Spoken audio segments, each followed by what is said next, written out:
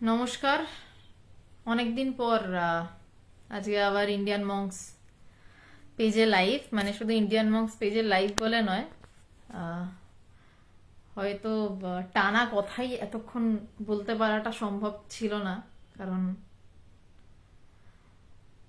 আচ্ছা, আমার ভয়েস কি ক্লিয়ার শোনা যাচ্ছে? এটা একটু আমাকে জানাবেন। আমার আওয়াজ পরিষ্কার শুনতে পাচ্ছেন কিনা একটু জানাবেন। বহুদিন পর দেখা সবার সাথে। সবাইকে নমস্কার।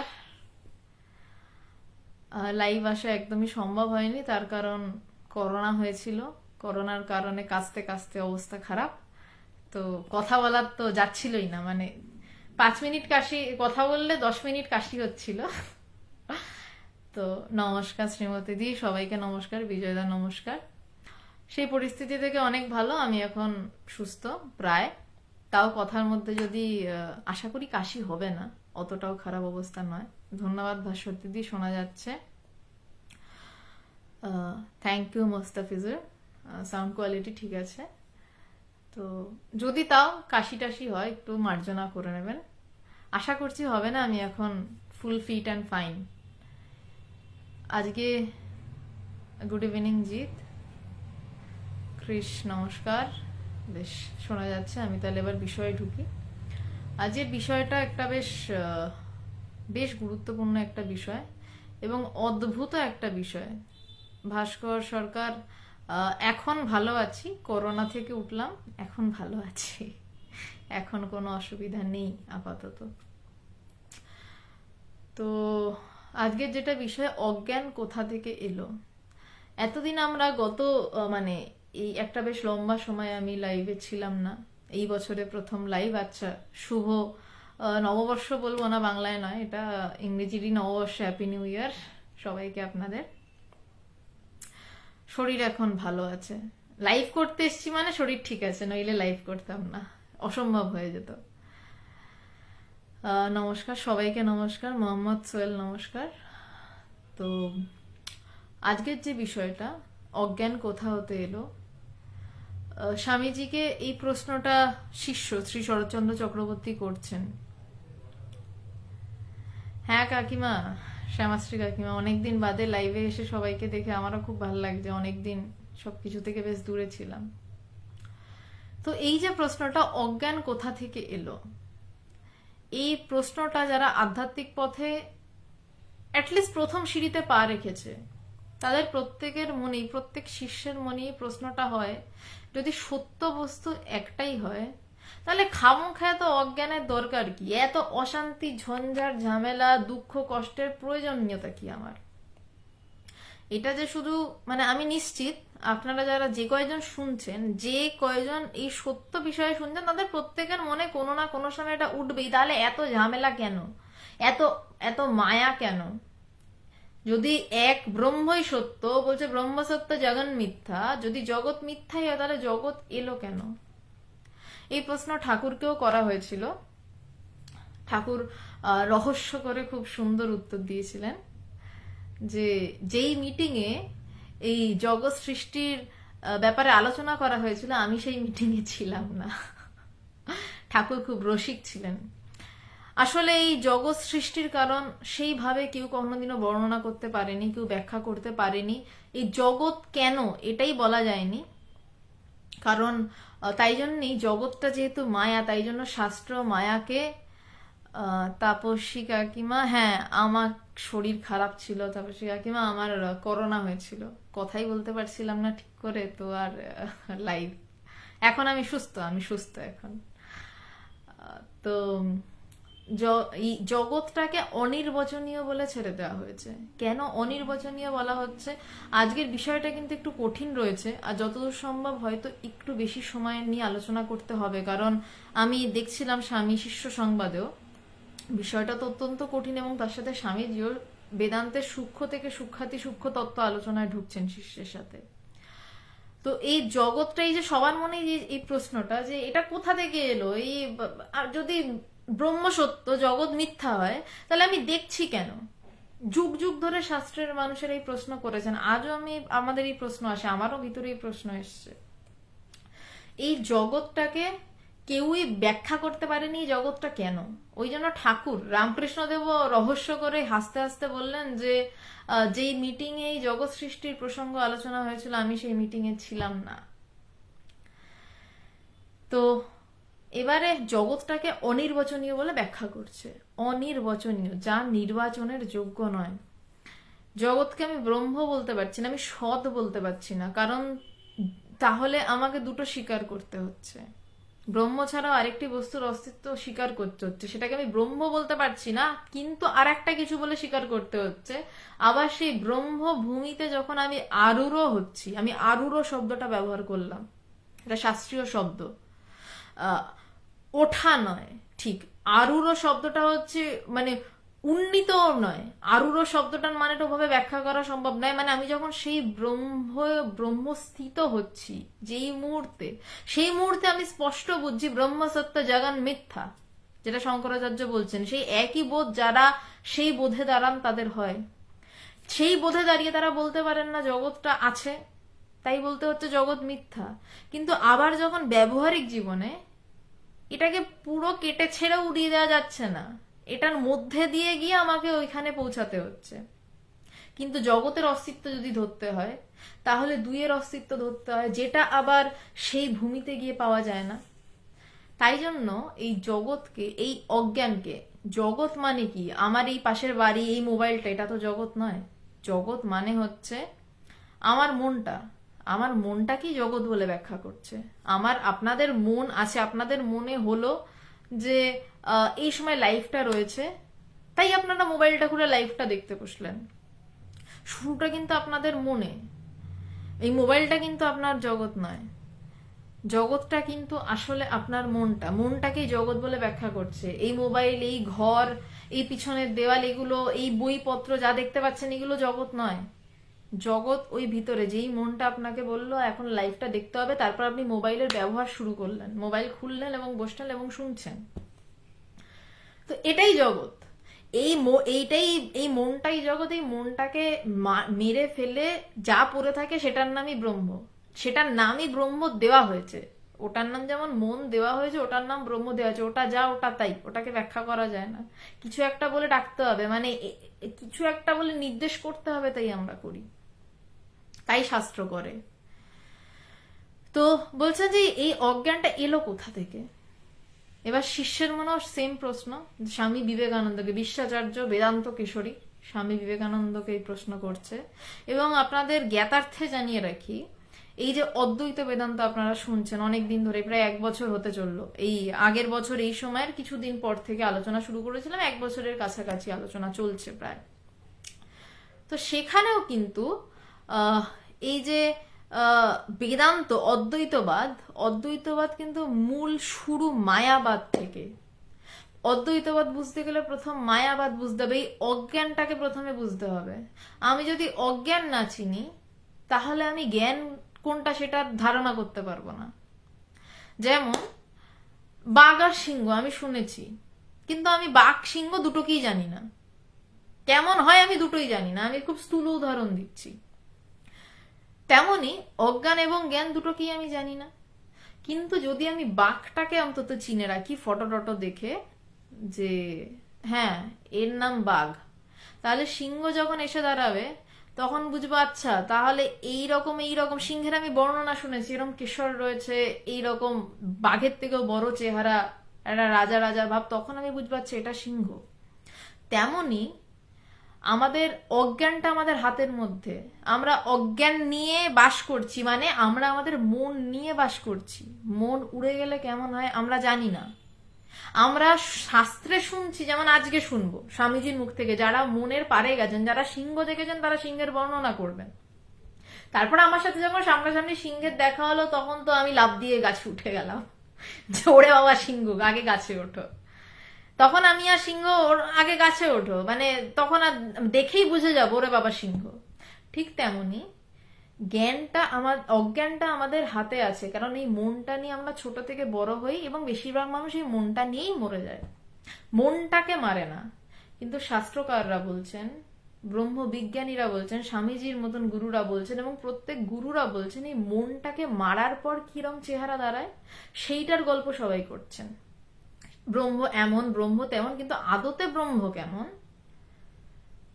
সেটা সামনে যখন দাঁড়াবে তখন বোঝা যায় যে আদতে কিছুই নাই, যেমন ছিল তেমনই। ওই একটা গান আছে না কিশোর কুমারের, পৃথিবী বদলে গেছে যা দেখি নতুন লাগে, তারপরেরই এক লাইনটা রয়েছে, তুমি আমি একই আছি দুজনে যা ছিলাম আগে। তো গল্পটা সেটাই, পৃথিবী বদলে যায় অজ্ঞান, মন উড়ে গেলে যখন জ্ঞান লাভ হয়, পৃথিবী বদলে গেছে, তখন বদলানো চোখ দিয়ে যা দেখি সব নতুনই লাগে। কিন্তু তারপরের লাইনটা আরো বেশি সত্য, আসলে তুমি আমি একই আছি যা ছিলাম আগে, আমরা যা ছিলাম তাই ছিলাম। মাঝখানে একটা মনের প্রলেপ পরে আমাদের জগৎটাকে অন্যরকম ভাবে একটা দেখাচ্ছিল, ভাবছিলাম বুঝি আচ্ছা এই বিশাল কিছু হবে, বরং বিশাল কিছু। তো ইন্ট্রোডাকশনটা অনেকটা বেশি হলো, তার কারণ নইলে বিষয়টার মধ্যে ঢোকা যাচ্ছিল না। আমি এবার স্বামী শিষ্য সংবাদ থেকে যাচ্ছি, আলোচনা শুরু করছি। আপনারা একটু জানাবেন, একটু কঠিন হবে আজকের আলোচনাটা। যার প্রশ্ন থাকবে আমি সবাইকে অনুরোধ করছি, যার প্রশ্ন থাকবে আলোচনা শেষে একটু প্রশ্নটা করবেন, কারণ নইলে কথার মাঝে প্রশ্নের উত্তরও দেওয়া যায় না, আর শেষ করার পরেই প্রশ্নও খুঁজে পাওয়া যায় না। আর আমি আলোচনা শুরু করছি আপাতত।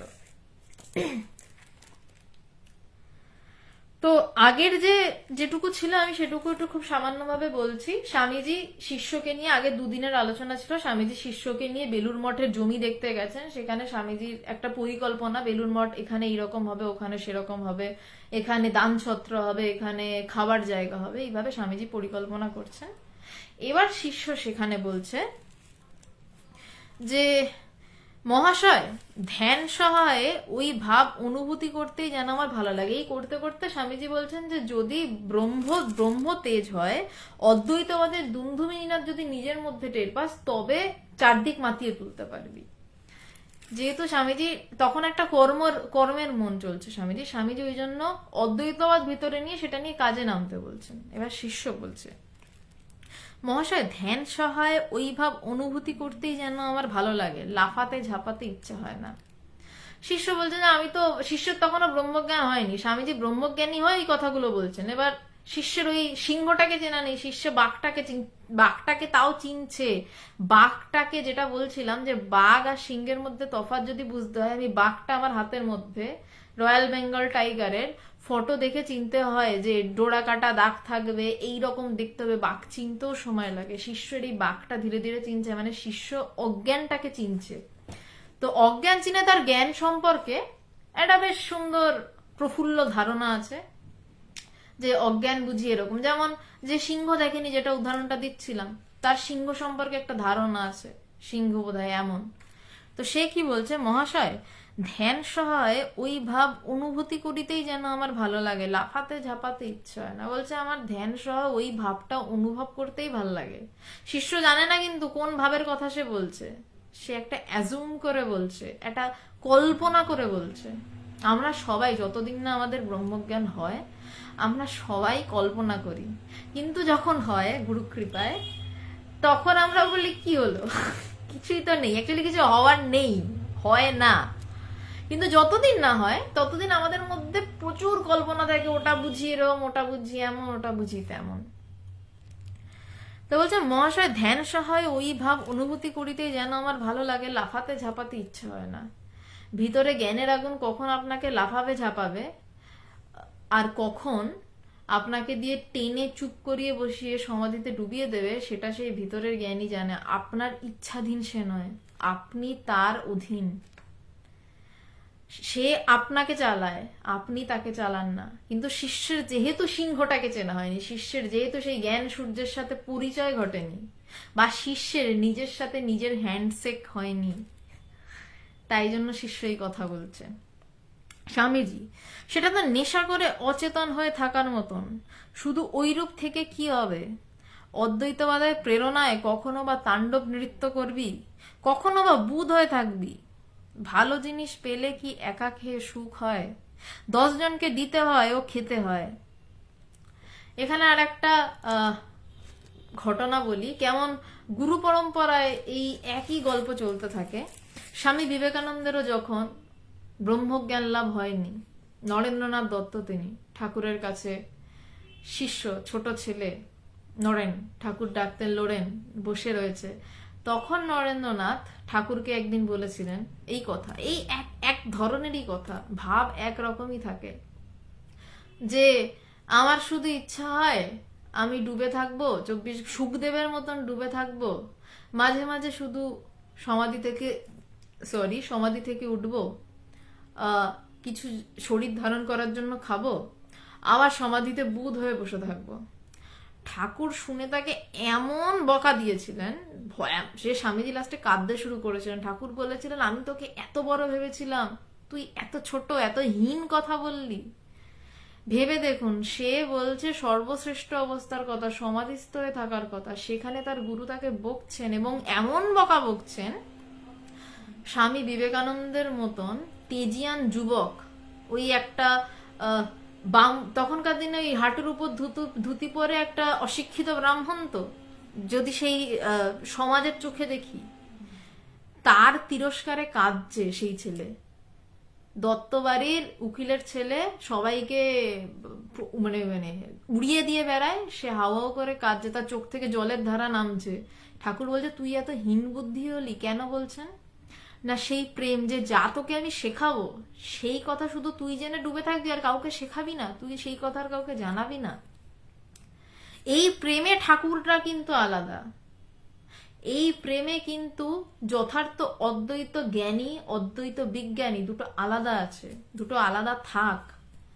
অদ্বৈত জ্ঞান যিনি তাকে জেনেছেন, যিনি তাকে বোধে বোধ করেছেন, আর অদ্বৈত বিজ্ঞানী যারা তাকে বিশেষভাবে বোধে বোধ করেছে, যারা তাকে বিশেষভাবে বোধে বোধ করেছে, তারা নিজেরা তো গেছেই, এবং তাদের এমন ভালোবাসা যে বিশেষভাবে বোধ করা মানে কি, তারা রূপং রূপং প্রতিরূপ বাভুব, তারা সবকিছুর মধ্যে নিজেকে খুঁজে পাচ্ছেন, সবকিছুতে আমি, সবটা আমি।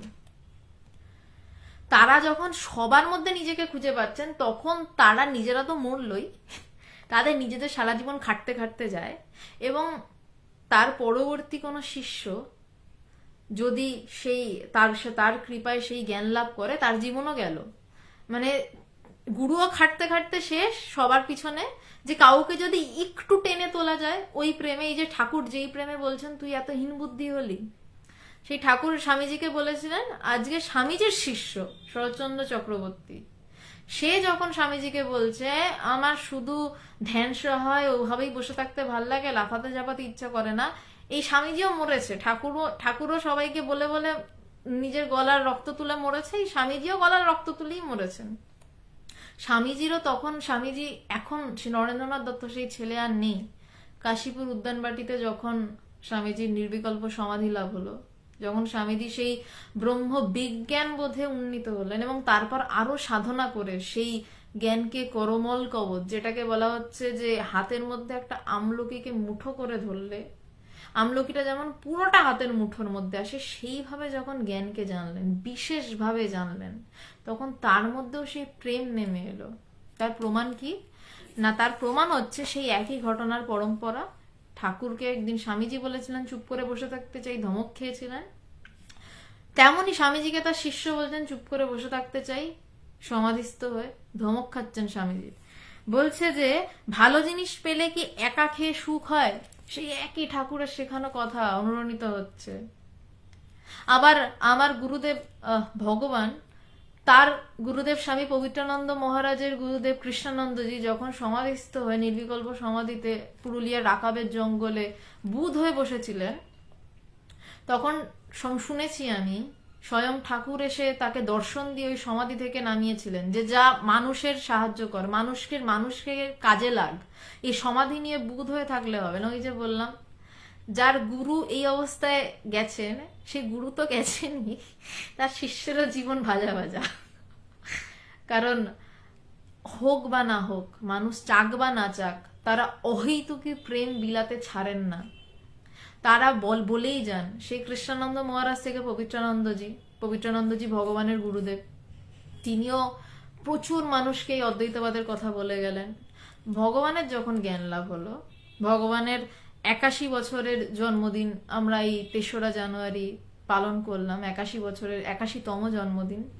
তো সেদিন ভগবানের সাথে কথা হচ্ছিল এই পরার্থপরতা নিয়ে। তো ভগবানকে বললাম, দেখো তোমার গুরুদেব তো তোমাকে সোজাসুজি কিছু বলেননি। তোমার গুরুদেব তোমাকে, ভগবানের যখন জ্ঞান লাভ হয়েছিল তখন ভগবানকে গুরুদেব একটি চিঠি লিখেছিলেন, এবং সেই চিঠিতে কখনোই সরাসরি বলেননি, সরাসরি মানে জীবন যে পড়ার্থে সেটা বলেননি। ওখানে লেখা ছিল, তোমার সিদ্ধি লাভের সংবাদে আমার চক্ষু জলে ভরিয়া গেল, এবং তারপর একটা অসাধারণ লাইন লেখা ছিল, যে লাইনটার মান আমি আমার গুরুদেব ভগবানকে এই 81 বছর বয়সেও ওই লাইন পালন করতে দেখি, যে সিদ্ধের মন চিত্ত দেহ পরার্থে নিয়োজিত হয়।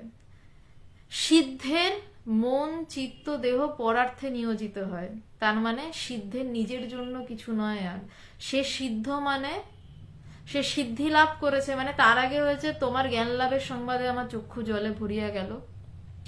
তারপর যখন বলছেন যে সিদ্ধের মন চিত্ত দেহ পরার্থে নিয়োজিত হয়, তার মানে সে অপরকে কেবলমাত্র এই ব্রহ্মজ্ঞানের কথাই বলবে। তো ভগবানকে বলছি, ভগবান শরীর খারাপ, ভগবান উঠতে পারেন না, দুজন দুদিক থেকে ধরতে হয়। বলছি, ভগবান তোমার এই অবস্থা, তুমি তাও মানুষকে এই 81 বছর বয়সে বসে এই ব্রহ্মজ্ঞানের কথা বলে যাচ্ছ। মানে আমি দেখছি একের পর এক মানুষ আসছে আর তিনি ব্রহ্মবাক্য শুনিয়ে যাচ্ছেন। এবং মজার কথা, উনি আমাদেরকে ওই একই কথা শিখিয়েছেন, যে একদিন একটি বিশেষ ঘটনার পর কেউ উনি আমাকে ভগবান জিজ্ঞাসা করেছিলেন যে এবার তুই কি করবি। তাই বললাম, বলো কি করব। তো বলছে, তোর জীবন পড়ার্থে। তো শুনে সেদিন মানে আমার ওটাই মনে হয়েছিল, যে তুমি তো সারা জীবন খাটলে, এবার হয়তো আমাকে সারা জীবন খাটতে হবে। যাই হোক, এটাই ঘটে আর কি, মানে আবহমান কাল ধরে এটাই ঘটেছে। এই যে স্বামীজি নিজেও সারা জীবন 39 বছর বয়সে বেঁচেছেন, হাজারটা রোগ ছিল শরীরে, মানুষকে মুখের রক্ত তুলে বেদান্ত বলে গেছেন। এই শরৎচন্দ্র চক্রবর্তীকেও তিনি এক কথা বলছেন, যে অদ্বৈতবাদের প্রেরণায় কখনো তাণ্ডব নৃত্য করবি, যেটা বলছিলাম, যে অদ্বৈতবাদের বোধ আমাকে চালাবে, আমি চালাবো না, আমি কখন বুধ হয়ে থাকবো। বলছে তার প্রেরণায় কখনো তাণ্ডব নৃত্য করবি, কখনো বা বুধ হয়ে থাকবি। ভালো জিনিস পেলে কি একা খেয়ে সুখ হয়? এইটা প্রেম। এই প্রেম যাদের নামে তাদের বড় মুশকিল। যেসব সাধুরা জড়ো হয়ে বসে থাকে তারা নিজের মুক্তিতে সুখী, কিন্তু যারা ব্রহ্ম বিজ্ঞানী তারা নিজের মুক্তিতে সুখী কিছুতেই হবে না। তারা পাগলের মতন বলবে, আরে আরে তোরা জান, আমি জেনেছি, তুই জানবি না। অন্য শুনতে না চাইলেও জোর করে শোনাবে। অ্যাটলিস্ট তারা জানে যে আমি যদি তাকে জোর করে ব্রহ্মবাক্য শোনাই, আজ না কাজ দিক, 10 বছর পরে না কাজ দিক, পরের জন্মে তার এই বাক্য কাজে লাগবে। কারণ ঈশ্বর বাক্য, ব্রহ্ম বাক্য শোনার সুকৃতি সবার হয় না। সবাই তাহলে গোটা পৃথিবী ঝেঁটিয়ে ব্রহ্মবাক্য শুনতে আসতো, শোনে না, কয়েকটা মানুষ শোনে, তার মধ্যে কয়জনের উৎসাহ হয়। কৃষ্ণ এক জায়গায় বলছেন যে, যতদূর সম্ভব গীতাতে এই শ্লোকটা রয়েছে, আমার ঠিক মনে নেই, ভাবার্থটা বলছি। বলছে কোটি কোটি মানুষের মধ্যে পার্থ জেনে রাখবে, কয়েকজনের মাত্র এই ব্রহ্ম বিজ্ঞানের কথা শোনার সুযোগ হয়, তাদের মধ্যেও মাত্র কয়েকজনের এই ব্রহ্মজ্ঞান লাভের ইচ্ছা হয়, তাদের মধ্যেও কয়েকজন মাত্র তৎপর হয়, তার মধ্যেও 1-2 জন এই ব্রহ্মজ্ঞান লাভ করতে পারে। মানে ওই এবার এটা ভেবে নিরাশ হবেন না যে 135 জন শুনছেন, যে এত কিছু এই 1-2 জনের মধ্যে কিন্তু সবাইকেই আসতে হয়, না এসে উপায় থাকে না। ওই শঙ্করাচার্যের শ্লোকটা আছে না, আদি শঙ্করাচার্যজির, পুনরপি জনমং পুনরপি মরণম পুনরপি মাতৃ জঠরে, যে আবার জন্ম, আবার মৃত্যু, আবার মাতৃ জঠরে। যে এটা থেকে বেরোতে গেলে ওই 1-2 জনের মধ্যে আসতেই হবে, কেউ আগে আসে কেউ পরে আসে, চেষ্টাটা শুরু করে দেওয়া ভালো নয় কি? তো বলছে 10 জনকে দিতে হয় ও খেতে হয়, আত্মানুভূতি লাভ করে না হয় তুই মুক্ত হয়ে গেলি, তাতে জগতের এলো গেল কি? এই স্বামীজি বলছে আত্মানুভূতি লাভ করে তুই নয় মুক্ত হয়ে গেলি, কিন্তু তাতে জগতের এলো গেল কি? ত্রিজগৎ মুক্ত করে নিয়ে যেতে হবে। বলছে ত্রিজগৎ, বলছে সমস্ত জগৎকে মুক্ত করে নিয়ে যেতে হবে। তুই মুক্ত হলি, তাতে কার কি এলো গেল? তোর লাভ হলো, বিশাল লাভ হলো। তুই জানলি স্বামীজি কোন অনুভবের পরে এই কথা বলছেন, ত্রিজগতের কথা। জগৎ নেই, এই বোধ করার পর বলছেন যে যখন জগৎ নেই এটা বোধ হয়, তখনই তোকে ত্রিজগৎকে মুক্ত করার কথা জানাতে হবে, কারণ ওই জগতের মানুষগুলো ছটফট করছে, তারা জানে না যে তারাও মুক্ত। আসলে কেউ বদ্ধ নয়, এই তত্ত্বটুকুই সবাইকে জানানো। শুধু এই এত শাস্ত্র, এত কিছু, এত লাইন লেখা হয়েছে জানেন তো, শুধু এই একটা কথা বোঝানোর জন্য। কেউ বদ্ধ নয়, সবাই মুক্ত হয়ে যাচ্ছ। শুধু এইটুকু বোধ করার জন্য জন্মকে জন্ম ঘোরা, এইটুকু বোধ করার জন্য গুরু কৃপা, শুধু এইটুকু বোধ করা যে তুমি কোনোদিনই বদ্ধ নয়, তুমি মুক্ত। কোনোদিনই বদ্ধ নয় ছেড়ে যাম, তুমি মুক্ত। শুধু এইটুকু বোধ করার জন্যই এত শাস্ত্র লেখা, যে ত্রিজগৎ মুক্ত করে নিয়ে যেতে হবে, মহামায়ার রাজ্যে আগুন ধরিয়ে দিতে হবে, তখনই নিত্য সত্যে প্রতিষ্ঠিত হবি। সে আনন্দের কি তুলনা আছে রে? নিরবধি গগন আভং আকাশকল্প ভূমানন্দে প্রতিষ্ঠিত হবি। জীব জগতের সর্বত্র তোর নিজ সত্তা দেখে অবাক হয়ে পড়বি। স্থাবর ও জঙ্গম সমস্ত তোর আপনার সত্তা বলে বোধ হবে। তখন সকলকে আপনার মতন যত্ন না করে থাকতে পারবি না। বলছে মহামায়ার রাজ্যে আগুন ধরিয়ে দিতে হবে। এই যে অজ্ঞান নিয়ে আমরা কথা বলছি, আস্তে আস্তে বিষয় ঢুকছে, এই তো মহামায়ারই রাজ্য। বলছি মহামায়ার রাজ্যে আগুন ধরিয়ে দে দেখি। আগুন ধরিয়ে দেয়া মানে কি? মহামায়ার রাজ্য কোথায়? বাইরে? আমি বাইরে আগুন ধরাতে দেব? মহামায়ার রাজ্য আমার মনটা, আমার মনই আমার মহামায়ার রাজ্য। প্রত্যেকের যে আলাদা আলাদা মনটাকে দেখা যাচ্ছে, প্রত্যেকে যে নিজের জগৎ বলছে, যার মনটাই মহামায়ার রাজ্য, বলছে ওই মনে, ওই মহামায়ার রাজ্যে আগুন ধরিয়ে দে। কেমন করে? না এই ব্রহ্ম বাক্য বলে। এই যে আপনারা হয়তো আগেও শুনেছেন, আমি বলছি, যে হয়তো কোনোদিনও শোনেনি, সে যখন শুনবে ব্রহ্ম সত্য জগৎ মিথ্যা, এই জগৎটা তার নিজেরই মন, সে কিন্তু ভালোই ছিল তার মনটন নিয়ে, কিন্তু এই যে একটা টোকা পড়লো, ধিকি ধিকি আগুন কিন্তু জ্বললো, যে কি বলছে, সে হয়তো এটা ভাবলো কি বলছে, জগৎ মিথ্যা, আমার মন মিথ্যা, ব্রহ্ম সত্য, আরো কিছু রয়েছে। এই আগুন যে একটা ধিকি ধিকি জ্বললো, এই ধিকি ধিকি আগুনটা আস্তে আস্তে হাওয়া পেতে পেতে গুরু কৃপায় জ্বলে যায় এবং একদিন পুরো জ্বলে ছারখার হয়ে যায়। তখনই তার প্রকাশ, তখনই তার প্রকাশ, আর কিছু নয়। তো বলছে যে তখনই নিত্য সত্যে প্রতিষ্ঠিত হবি। যখন আমি একা হয়ে বসে রয়েছি তাতে লাভ নেই, কিন্তু আরো যখন 5 জনে হচ্ছে, বলছে তখন লাভ। বলছে তখন নিত্য সত্যে প্রতিষ্ঠিত হবি। আসলে আধ্যাত্মিকতা নিজের মধ্যে জমিয়ে রেখে লাভ নেই, ওটাকে যত বিলি করা হয় না তত বাড়ে, শক্তি ক্ষয় হয়, সাধনা করতে হয়, কিন্তু যত ছড়াতে হয় তত বাড়ে। তাই বলছেন যে জীব জগতের সর্বত্র তোর নিজের সত্তা দেখে অবাক হয়ে পড়বি। তখন সকলকে আপনার মতন যত্ন না করে থাকতে পারবি না। কেন? এটা ইম্পর্টেন্ট লাইন। আমি সব থেকে বেশি যত্ন আমি নিজেকে করি, বলি বটে আমি আমার ছেলেকে করি, আমার মেয়েকে করি। কেন আমি আমার ছেলে মেয়েকে সব থেকে বেশি যত্ন করি? কেন? আমি নিজে না খেয়ে তাদেরকে খাওয়াই। কেন খাওয়াই? আমার মন তাতে পরিতৃপ্ত থাকে। ভালো করে ভেবে দেখুন, খুব সূক্ষ্ম কথা বলছি। আমি আমার বাবা মাকে ভীষণ ভালোবাসি, আমার স্যালারির টাকা আমি রাখি না, আমি সব বাবা মাকে দিয়ে দিই। কেন করি? আমার মন তাতে তৃপ্ত হয়, আমি যেটাতে ভালো থাকি, আমার যা করলে মানসিক শান্তি হয় তাই আমি করি। তাই বলছে আমিটা ইম্পর্টেন্ট, আমিটা গুরুত্বপূর্ণ। সবকিছু শুরুতে আমি স্যাক্রিফাইস করে ভালো থাকছি, আমি ভালো থাকছি। আমি বৃদ্ধাশ্রমে দান করে ভালো থাকছি, আবার আমি ডাকাতি করে ভালো থাকছি। দুটোই কিন্তু আমি। তো আমি ডাকাতি করে ভালো থাকি বা আমি দান করে ভালো থাকি, আমিটা কিন্তু আমার কাছে আসল। আমি কিন্তু নিজেকে সব থেকে বেশি যত্ন করি, সেটা আমি স্যাক্রিফাইস করে হোক বা স্যাক্রিফাইস না করে হোক। তো বলছে যখন সবার মধ্যে নিজেকে বোধ করতে পারবি, নিজেকে দেখতে পারবি, সেদিনই সবাইকে নিজের মতন যত্ন করতে পারবি। তুই নিজেকে যেমন যত্ন করিস ঠিক তেমন যত্ন করতে পারবি সবাইকে। এই যে আমার কোনটা ভালো লাগবে, তখন আমি অন্যকে, তো মানে আমি অন্যকে অন্য বলে বোঝাতেই পারবো না, আমি তো নিজে বোধ করবো। এটা শুধু স্ক্রিপচার্স নয়, কিন্তু শুধু কথার কথা নয়, এটা অনুভূতি হয়। জোর দিয়ে বলছি, এই যুগে দাঁড়িয়ে, ওই কলি যুগে দাঁড়িয়েও তো বলে কিছু হয় না, এই জোর দিয়ে দাঁড়িয়েও বলছি, সদ্গুরুর কাছে গেলে, নিজের আত্মকৃপা থাকলে, নিজের চেষ্টা থাকলে এই অনুভব হয় যে সবাই আমার, সব কিছুর মধ্যে আমি পরিব্যাপ্ত, আমি ছাড়া দ্বিতীয় কেউ নেই, অনুভব হতে বাধ্য। কারণ এই অনুভব কোনোদিনও থামবে না, পৃথিবী ধ্বংস হয়ে যেতে পারে, এই অনুভব থামবে না। অর্পিতাদি কোন কথাটা বলছো, একটু কথাটা বলো, তাহলে আমি আর একবার রিপিট করছি। এইরূপ অবস্থায় প্র্যাকটিক্যাল বেদান্ত, কর্মের ভিতরে বেদান্তের অনুভূতি, বুঝলি? তিনি এক হয়েও ব্যবহারিকভাবে বহুরূপে সামনে রয়েছেন। নাম ও রূপ এই ব্যবহারের মূলে রয়েছে। যেমন ঘটের নাম রূপটা বাদ দিয়ে কি দেখতে পাস? একমাত্র মাটি, যা এর প্রকৃত সত্তা। বলছে যে তিনি ব্রহ্ম এক হয়েও ব্যবহারিকভাবে বহুরূপে সামনে রয়েছেন। তিনি এক হয়েও বিভিন্ন রকম ভাবে সামনে রয়েছেন। কেমন না, বলছে নাম ও রূপ এই ব্যবহারের মূলে রয়েছে। যে নাম এবং রূপ দিয়ে আমরা আলাদা আলাদা করছি।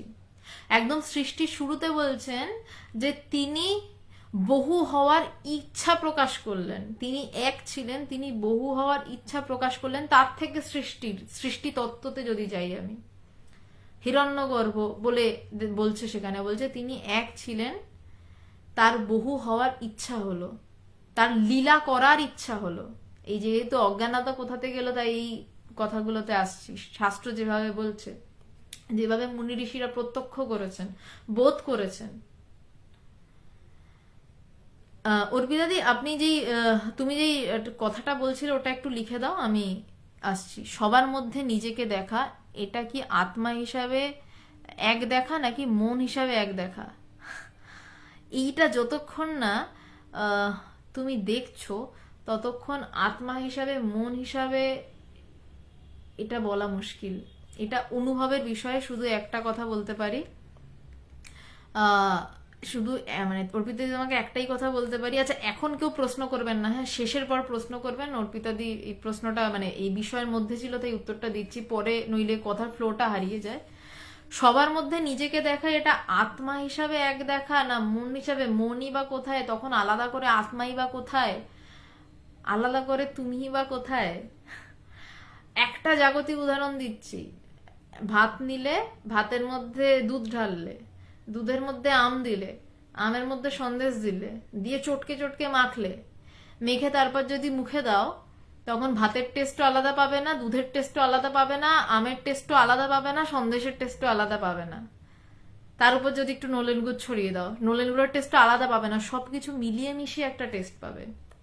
ঠিক তেমনই অর্পিতাদি, সবার মধ্যে নিজেকে দেখা, এটা ওই মুখে খেয়েই যেরকম তুমি বোধটা করতে পারবে, যেদিনকে ওই বোধে ওই বোধটা হবে, যেদিনকে ওই রূপং রূপং প্রতিরূপ বাবুব, সব কিছুতে আমি, সবটা আমি, এই বোধটা যখন হবে, ওই যে ওই সব মাখাটা যখন মুখে একসাথে দেবে, যেই অনুভবটা হবে, ওটা যেমন কিছুতেই তুমি আলাদা করে বোঝাতে পারবে না যে আত্মা আমি না মন নামে। শুধু এইটুকু বলতে পারি, তখন আত্মার অস্তিত্ব নেই, মনের অস্তিত্ব নেই। যখন তুমি সবার মধ্যে নিজেকে বোধ করতে পারবে, সেই জায়গাটায় যাওয়াই আসল আধ্যাত্মিকতা, সেই জায়গাটা যাওয়াই আসল আসল কথা। আর কোনো কথা নেই, ওখানেই সব শেষ, ওখান থেকেই সব শেষ, বা ওখান থেকেই সব শুরু, সব বোধের শুরু। আচ্ছা, বরুণ মন্ডল, আচ্ছা আমি যেহেতু নেক্সট প্যারায় আসছি, তাই জন্য আপনার উত্তরটা দিয়ে নিয়ে খুব অদ্ভুত প্রশ্ন করেছেন। প্রণাম, আপনাকেও প্রণাম। বেদান্ত কি ভূত বা প্রেতাত্মা মানে? না, বেদান্ত ব্রহ্ম ছাড়া কিচ্ছু মানে না। জগতে উড়িয়ে দেয় ভূত কোথায়, প্রেতাত্মা কোথায়, নিকুচি করেছে ভূত প্রেতাত্মার। বেদান্ত শুধু ব্রহ্ম বোঝে, আর এই ব্রহ্মের মধ্যে ভূতও আছে, প্রেতাত্মাও আছে, আবার কিছু নেইও বটে। আচ্ছা, এবারে রিকোয়েস্ট করছি আর কোনো প্রশ্ন করবেন না, আমি শেষ করি, তারপর আপনাদের যত খুশি প্রশ্ন করুন, আমার কোনো আপত্তি নেই। তো বলছেন কি যে ঘটের নাম রূপটা বাদ দিয়ে কি দেখতে পাচ্ছিস? আমি মাটি দিয়েই ঘট তৈরি করছি, কিন্তু মাটি, আমার কাছে একতাল মাটি রয়েছে, ওইটাকে আমি একটু একটা রূপ শেপ দিয়ে দিলাম, দিয়ে বললাম এটার নাম ঘট। তখন কিন্তু আমি ওটাকে মাটি বলছি না, ওটাকে আমি বলছি ঘট। কেন না, ওটার একটা রূপ এসছে, একটা নাম এসছে। ঘট প্রথম রূপ এলো, ঘট বললে আমার সামনে এরকম একটা স্ট্রাকচার আসছে, তারপর বুঝছি ওটা একটা নাম, ওটা ঘট। কিন্তু আদতে কি, নাম রূপটা সরিয়ে দাও, ওটা তো মাটি। ওটা আলাদা তো কিছু নয়। তাই বলছেন যে একমাত্র ঘটের নামরূপটা বাদ দিয়ে কি দেখতে পাস, একমাত্র মাটি যায় প্রকৃত সত্তা, সেই রূপ ভ্রমে ঘট পট মঠ সব ভাবছিস ও দেখছিস। বলছে সেই রকমই ভ্রমে এই ঘট পট মঠ বলছে যা দেখছিস সবই দেখছিস, ভাবছিস এবং দেখছিস। জ্ঞান প্রতিবন্ধক এই যে অজ্ঞান, যার বাস্তব কোনো সত্তা নেই, তাই নিয়ে ব্যবহার চলছে। বলছে জ্ঞান প্রতিবন্ধক যে অজ্ঞান, মাটি ঘরটা যে আদতে মাটি, আমি এই উদাহরণটা নিয়ে বলছি, আমি বেশি ছড়াচ্ছি না, মানে বেশি ছড়িয়ে আলোচনা করছি না। এই যে ঘরটাই যে মাটি, এটা আমাকে বুঝতে কে দিচ্ছে না, ঘটের আকারটা, ঘটের একটা, এটার নাম ঘট, আমার মাথায় গেঁথে গেছে যে এটার আকার আছে, এটা ঘট, এটাকে আমি কিছুতেই মাটি বলে মানতে পারি না। কখন মানতে পারবো? ঘরটা যখন আবার ধুম করে ভেঙে ওটার মধ্যে জল ফল ঢেলে আবার মাখবো, তখন এই একই তো মাটি, আলাদা তো নয়, তখন বুঝবো মাটি। কিন্তু তার জন্য ওই রূপটাকে প্রথমে ভাঙতে হবে। যেই রূপটা ভাঙলো তখন বলবো যা ঘরটা ভেঙে গেল। তারপর যখন ওখানে জল ঢেলে দেবো, জল ঢেলে দলাই মলাই করবো, তখন ওর ঘটত্ব কোথায়? ঘটত্ব শেষ, আমার মাটিতে ফিরে এসছে। তেমনই বলছে যে ওই যে আমার ওই ঘট আর মাটির মধ্যে প্রতিবন্ধকটা কি ছিল না, ওর রূপটা, ঘট নামটা। তো সেটাই বলছেন যে জ্ঞান প্রতিবন্ধক এই যে অজ্ঞান, আমি যে ব্রহ্মই, আমি নিজেকে তৃষিতা সেন বলে দেখছি, এই যে প্রতিবন্ধকটা, আমি নিজেকে, আমার আমার কথা বললেই আমার কিরম আসবে যে না আমি এরকম একটা দেখতে, আমি একটা মেয়ে, তারপর আসবে আমার নাম এই, তারপর আসবে আমার গোত্র, আমার জাতি, তারপর আমার এডুকেশনাল কোয়ালিফিকেশন, হেনা তেনা অনেক কিছু আসছে। বলছে এইগুলো এক একটা বাধা, ঘটে তো শুধু ভেঙে দিলে হয়ে যায়।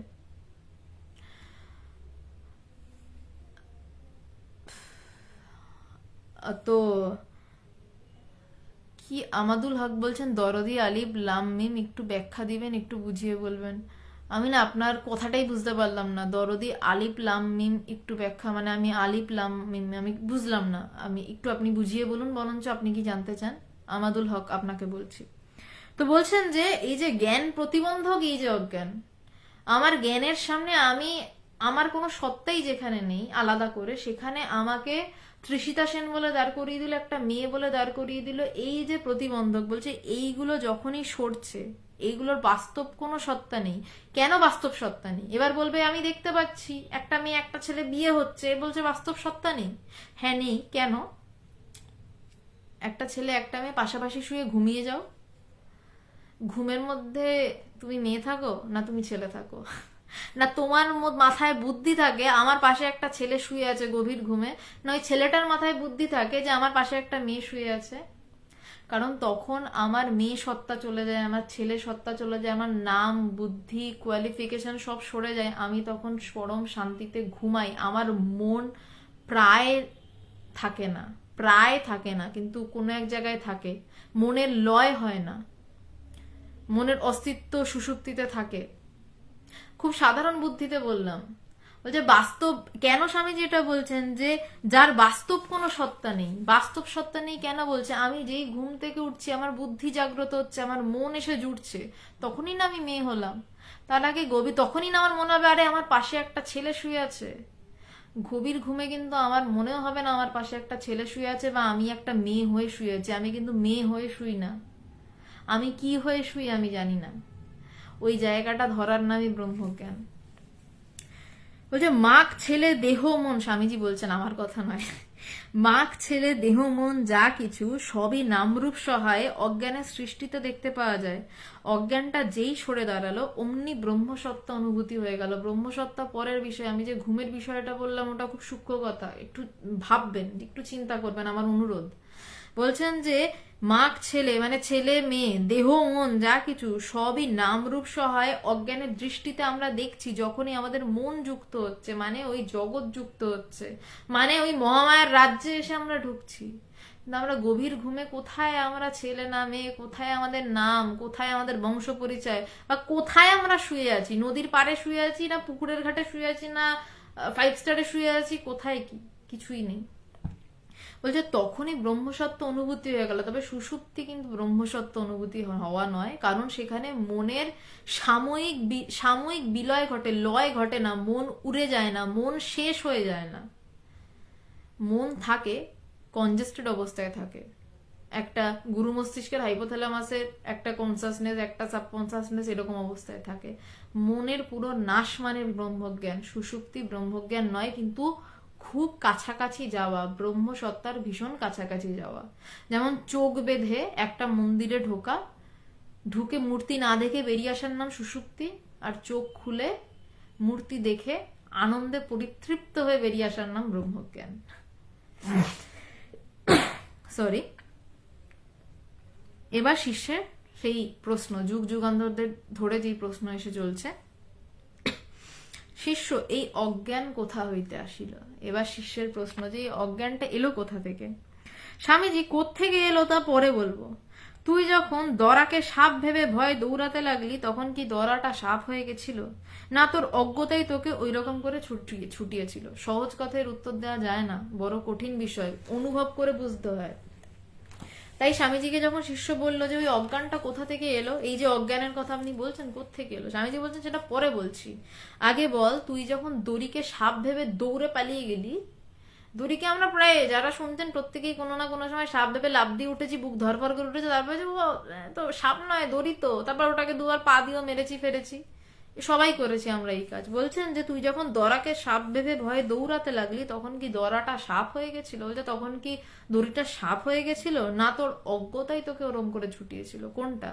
দড়িটা তো সাপ হয়নি, আমার ভুল ভাবনা, আমার মন আমাকে ভুল ভাবালো, দড়িকে সাপ ভাবতে বাধ্য করলো, তার জন্য আমাকে ভয় পাওয়ালো, আমাকে দিয়ে দৌড় করালো, আমার অজ্ঞতা আমাকে দিয়ে ওইভাবে ছোটালো। শিষ্য অজ্ঞতা হইতে ওইরূপ করিয়াছিলাম। বলছে আমার অজ্ঞতা থেকে ওইরূপ করেছি। শিষ্য বলছে স্বামীজি তাহলে ভেবে দেখ, তুই যখন আবার দরাকে দরা বলে জানতে পারবি, তখন নিজের পূর্বতার অজ্ঞতা ভেবে হাসি পাবে কিনা, তখন নামরূপ মিথ্যা বলে বোধ হবে কিনা। যখন তুই আবার ওই দড়িটাকে সাপ ভেবে দৌড়ালি, ওইটা তারপর যখন আবার জানবি ওটা দড়ি, তখন নিজেই একা একাই হাসবি, ধুর আমি কি দৌড়ালাম, ভয় পেলাম। ঠিক তেমনই আমি নিজেকে এখন তৃষিতা সেন বলে জানছি, আপনারা আপনাদের নিজেদের নাম নিয়ে জানছেন। যখন জাস্ট জানবেন যে ওটা মানে তৃষিতা সেন বল ওরকম বা কিছু ছিল না, যা ছিল তাই, যা ছিল তাই, নতুন কিছু হওয়ার থাকে না, নতুন কিছু হয় না। সেটা যখন বুঝবেন, তখন নিজের পূর্বে যে এত কিছু ভেবেছেন, এত কিছু ব্রহ্ম উপলব্ধি করতে চেয়েছেন, নিজে ব্রহ্ম হতে চেয়েছেন, এইভাবে হাসবেন। এই যেমন বলছে যে তুই তখন নিজের পূর্বকার অজ্ঞতা ভেবে হাসি পাবে কিনা, তখন নামরূপ মিথ্যা বলে বোধ হবে কিনা। যে যখন তখন তো হাসবি, যখন টের পাবি ভিতরে সব একাকার, সব এক, তখন নামরূপ মিথ্যা বলে বোধ হবে কিনা। যাদের জ্ঞান লাভ যারা করেন, মানে করেন শব্দটা আমি অত্যন্ত স্থূল অর্থে বলছি, করার কিছু নেই, হয়েই থাকে, জাস্ট বোঝা যে হ্যাঁ তারা প্রচন্ড হাসেন, তাদের হাসি আলাদা, অন্য হাসি হয়, পুরো হো করে হাসি, ওই হাসি দেখলে বোঝা যায় জ্ঞানের হাসি আলাদা। তো ওই হাসিতে তারা কেন হাসে, যারে কি জানতে চাইছিলাম, কি বুঝতে চাইছিলাম, বোঝার কি আছে, কিছুই নেই। শিষ্য বলছে তা হবে, শিষ্য বলছে হ্যাঁ তা হবে, যুক্তিতে হচ্ছে তো, শিষ্যের তো বোধে নেই। স্বামীজি বলছেন তা যদি হয় তবে নামরূপ মিথ্যা হয়ে দাঁড়ালো, এই রূপে ব্রহ্মসত্তাই একমাত্র সত্য হয়ে দাঁড়ালো, যুক্তিতে কথা হচ্ছে। বলছে যে স্বামীজি বলছেন যে হ্যাঁ যদি তাই হলো, তাহলে নামরূপ মিথ্যা হয়ে দাঁড়ালো, ব্রহ্মসত্তাই একমাত্র সত্য হয়ে দাঁড়ালো। এই অনন্ত সৃষ্টি বৈচিত্র্য তার স্বরূপের কিছুমাত্র পরিবর্তন হয়নি, কেবল তুই এই অজ্ঞানের মন্দান্ধকারে এটা মাগ, এটা ছেলে, এটা আপন, এটা পর ভেবে সেই সর্ববিভাষক আত্মা সত্তা বুঝতে পারিস নে। বলছে আসলে কিছুই বদলায়নি, তুই খালি সেই অজ্ঞানের অন্ধকারে ওই দড়িটাকে সাপ যে কেন দেখেছে, তার বুদ্ধি তাকে কেন দেখিয়েছে জানে না। ঠিক তেমনি কেন যে আপনারা নিজেদেরকে এরকম ভাবে দেখে আমি জীব, আমাকে ব্রহ্ম হতে হবে, এটা সবাই যে কেন ভাবে জানি না, আমিও কেন ভেবেছিলাম এককালে আমি জানি না, যে হাসি হাসে। আচ্ছা অরিজিৎ, বোঝা আর বোধ যে আলাদা সেটা বুঝবে কে আর বোধ করবে কে? বোঝা আর বোধ যে আলাদা সেটা অরিজিৎ তুমি একমাত্র বুঝতে পারবে, আর বোঝার বোধটা যখন আলাদা হয়ে নিজের বোধে ধরা পড়বে, নিজের বোধে বোধ হবে, তখন আর অত প্রশ্ন আসবে না। তখন খালি হাসতে হাসতে সমস্ত সংশয় ছিন্ন হয়ে যাওয়ার পরেই ওই হাসি বেরোবে। তো বোঝার বোধ আলাদা, সেটা একমাত্র তুমি বুঝবে। আর যার ব্রহ্মজ্ঞান হয়ে গেছে সে তোমার ওই হো হো করা হাসি আর কিছু কথা দেখে বুঝে যাবে হয়ে গেছে। আর একজন বুঝবে, সেটা তোমার গুরু বুঝবে। তোমার গুরু বুঝবেন যে এর হয়ে গেছে, কারণ ভিতর থেকে গুরুই ওই সুতোটা কেটে দেন। ওই যদি অজ্ঞানান্ধ কারাতীত বলে কিছু একটা সুতো গুরু গুরু গুরু ওই গুরু ব্রহ্মা গুরু বিষ্ণু, এই যে গুরু মন্ত্র যেটা রয়েছে, অজ্ঞানানন্ধ কারাতীত সেই সপ্রকাশ সূর্যের মতন মহান সত্যকে যিনি জানান, তিনি ওই নাড়িটা কাটেন। তো ভিতর থেকে তিনি ওই অহংকারের মাথাটা যখন কেটে পড়ে, তারই কৃপায় কাটে। তো গুরু টের পেয়ে যায়, কিন্তু আশেপাশের যেসব লোকজন যাদের হয়ে গেছে, তখন তুমিও বুঝবে, তাদের মুখ দেখে তুমিও বুঝবে, তোমার মুখ দেখে সেও বুঝবে। অরিজিৎ, তোমাকে একটু আলাদা করে বললাম কারণ তুমি ব্যাপারটা বুঝবে তাই বললাম, এটা সবার জন্য বললাম না কথাটা। তখন হাসিতেই বোঝা যাবে, একটা দুটো শব্দেই বোঝা যাবে, বেশি কিছু লাগবে না। তখন এই প্রশ্নটারও থাকবে না যে বোঝার বোধ যে আলাদা, সেটা বুঝবে কে আর বোধ করবে কে।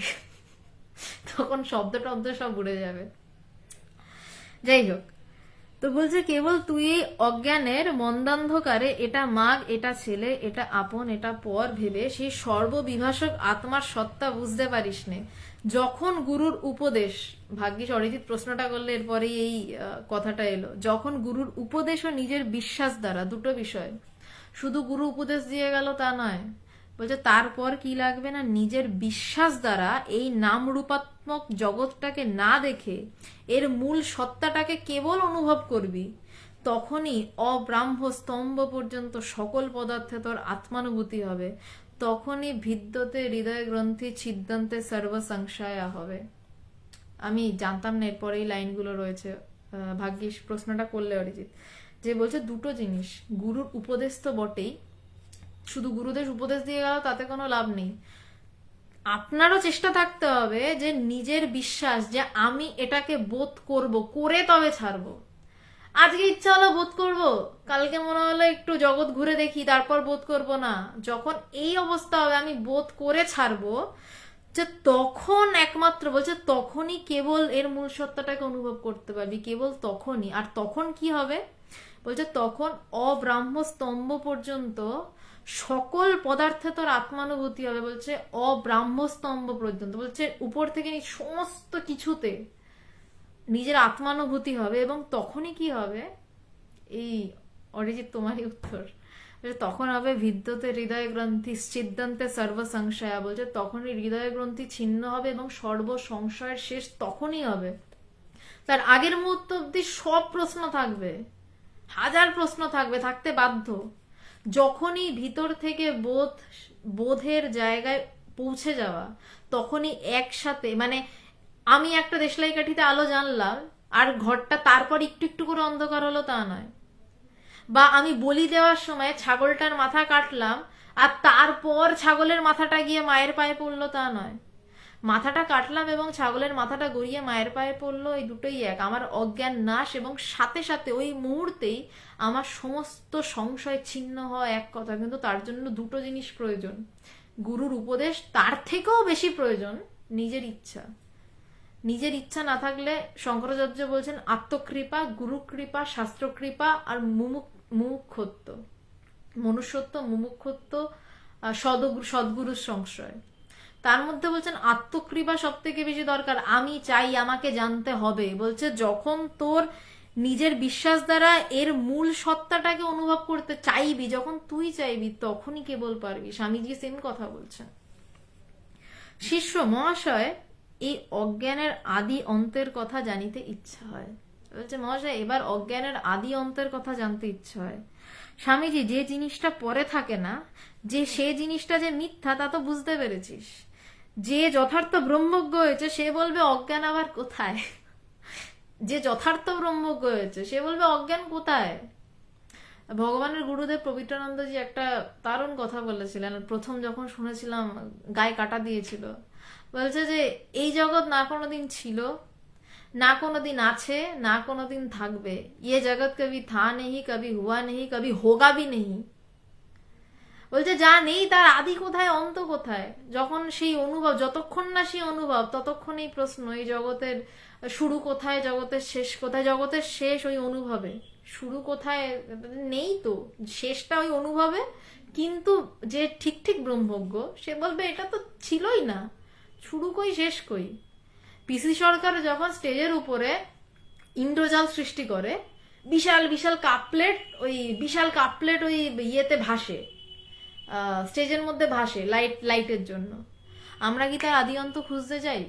আমরা জানি ওটা ম্যাজিক, আমরা জানি ওটা ইন্দ্রজাল, কিন্তু আমরা এটা বুঝি না এই জগৎটা কত বড় ইন্দ্রজাল। আমরা বুঝি না যে আমরা দড়িটাকে সাপ ভেবে লাফাচ্ছি, আমরা সারা দিনই লাফাচ্ছি, আমরা জন্ম থেকে মৃত্যু অব্দি দড়িকে সাপ ভেবেই লাফাচ্ছি, এই জগৎটাকে ভীষণ সত্য ভেবে এটার মধ্যে লাফালাফি করছি।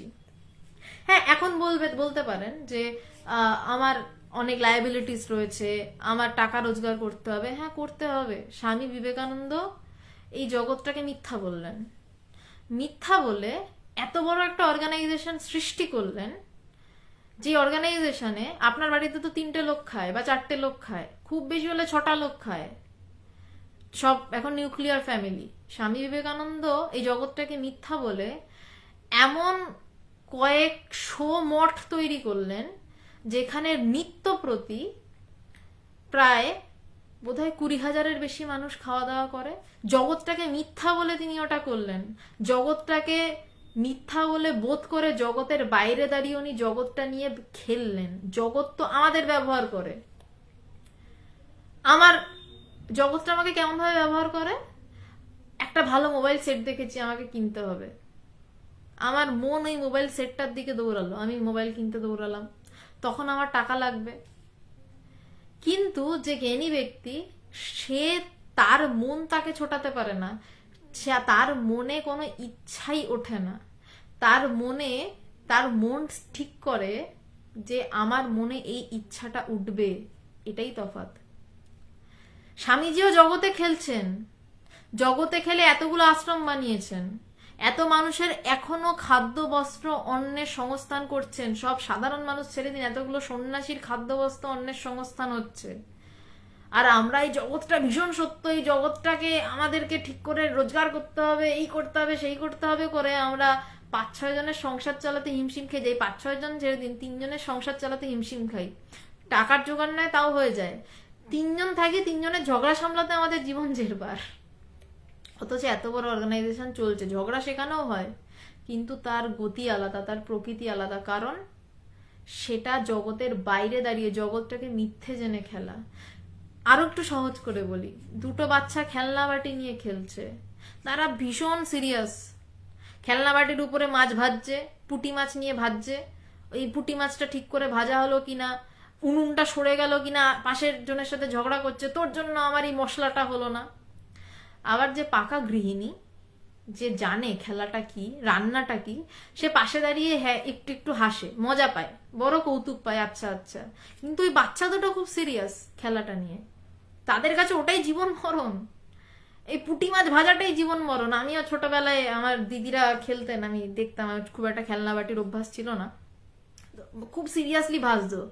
আর যাদের থেকে আমরা মাছ ফাছ নিয়ে যেত, ওই মাদের থেকে মাছ টাছ নিয়ে যেত, তারা ওই নিয়ে যেত, ওরা কি একটা করছে বলে হাসতে হাসতে দিয়ে দিত।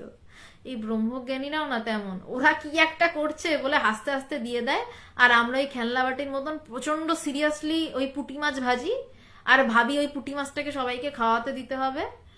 আর যারা বাইরে ওই পুঁটি মাছ খেলার ওই পুরো স্ট্রাকচারটাই, উনুন টুনুন সব স্ট্রাকচারের ওই খেলাটা যে জানে, তারা বাইরে দাঁড়িয়ে হাসে, কারণ তারা জানে ওই খেলাটার বাইরে গেলেই আসলে খেলা করা যায়, খেলার মধ্যে দাঁড়িয়ে খেলা যায় না। নিকোবরকে একটা ধরনের সাইক্লোন বলে একটা রাইডস রয়েছে, যারা এই সাইক্লোনের ভিতর বসে থাকে না, তাদের প্রাণান্ত অবস্থা হয়, উপর নিচ করে পুরো ওরে বাবা চিৎকার করে শেষ করে দেয়। তো যারা বাইরে শান্ত হয়ে দাঁড়িয়ে দেখে, তারাও হয়তো সাইক্লোনে চড়ে শান্ত হয়ে দাঁড়িয়ে যখন দেখে, তারা তখন মজাটা টের পায়, আচ্ছা ওরম ভাবে ঘুরছে। যারা বসে থাকে তারাও মজা টের পায়, যারা বাইরে দাঁড়িয়ে থাকে সাইক্লোনটা জেনে সেও আর এক রকম মজা টের পায়, আর একজনও মজা টের পায়, সে হচ্ছে সাইক্লোনটা যে বানিয়েছে। সাইক্লোনটা যে বানিয়েছে, যে ইঞ্জিনিয়ার বানিয়েছে, সে সব থেকে বেশি মজা টের পায়। এই যে বানায়, যে তৈরি করে, সেই জায়গাটায় যাওয়ার নামই ব্রহ্মজ্ঞান। আচ্ছা, অরিজিৎ জিজ্ঞাসা করছেন, জ্ঞানীর মন ঠিক করে তার মনে কি ইচ্ছা হবে কি হবে না, এটা কিরকম? সে তো তার মন থেকে আলাদাই দাঁড়িয়ে আছে। অ্যাকচুয়ালি জ্ঞানীর মনই থাকে না, কিন্তু এখানে একটা কিন্তু আছে। যখন সে সমাধিস্থ হয়ে রয়েছে, যখন তার মধ্যে মনের প্রয়োজন নেই, যখন তার মন পুরো উড়ে গেছে, দু রকমের ব্যাপার আছে এখানে। আমি একটু বিষয় থেকে সরছি মানে এই বিষয়টা নিয়ে বলছি, খুব সুন্দর প্রশ্নটা এসছে তাই। যে একটা হয় নির্বিকল্প সমাধি, সেই নির্বিকল্প সমাধিতে কোনো বুত্থান হয় না, মানে সে নির্বিকল্প সমাধি থেকে আর সেই জ্ঞানী উঠছে না, সে একইভাবে সেই সমাধিস্থ হয়ে রয়েছে, তার মন চিরতরে নাশ হয়ে গেছে, এবং সে সমাধিস্থ অবস্থায় থেকে 21 দিনের মাথায় শাস্ত্রে বলছে যে সে ওই সমাধিস্থ অবস্থায় থেকে, তার যেহেতু মন নেই, মন ছাড়া তো আমি জগৎ ব্যবহার করতে পারবো না। সাধারণ দেখো না, আমি ঘুমালেই জগৎ ব্যবহার করতে পারি না, গভীর ঘুমে মন নেই, জগৎ ব্যবহার নেই। গভীর ঘুমে অরিজিত নেই, আমিও নেই, কেউ নেই, মানে আমার হাত পাও নেই, কিছুই নেই। তেমনি তার থেকেও আরো উচ্চ অবস্থা, যখন তার মনের লয়, সেই নির্বিকল্প সমাধিতে 21 দিন তার কোনো মন নেই, সে জগতে নামতে পারছে না, সে একটা সময় দেহত্যাগ করছে, মারা যাচ্ছে শব্দটা বলবো না, সে দেহটাকে ত্যাগ করছে, তার আর এই দেহের প্রয়োজন নেই। কিন্তু ঈশ্বর কোটি এবং বিরল কিছু সাধক থাকেন, যাদের এই তত্ত্বটাকে জানাবার জন্য ফেরত পাঠানো হয় খুব সামান্য মন দিয়ে। সেই মনটা কেমন না, নিজের মনটা নয়, তাকে মন দিয়ে ওই পাঠ থেকে ফেরত পাঠানো হয়। এই প্রসঙ্গে একটা গল্প বলি, বুঝতে সুবিধা হবে, কথামৃতের বহুল প্রচারিত গল্প, আরেকবার বলছি। একটা বিশাল লম্বা পাঁচিল, সেই পাঁচিলের ওপারে কি আছে কেউ জানে না, কয়েকটা বাচ্চা ছেলে এই পারে বল খেলছে। তো খেলতে খেলতে বলটা হঠাৎ পাঁচিলের ওপারে পড়ে গেছে, তো বলটাকে কুড়াতে যেতে হবে।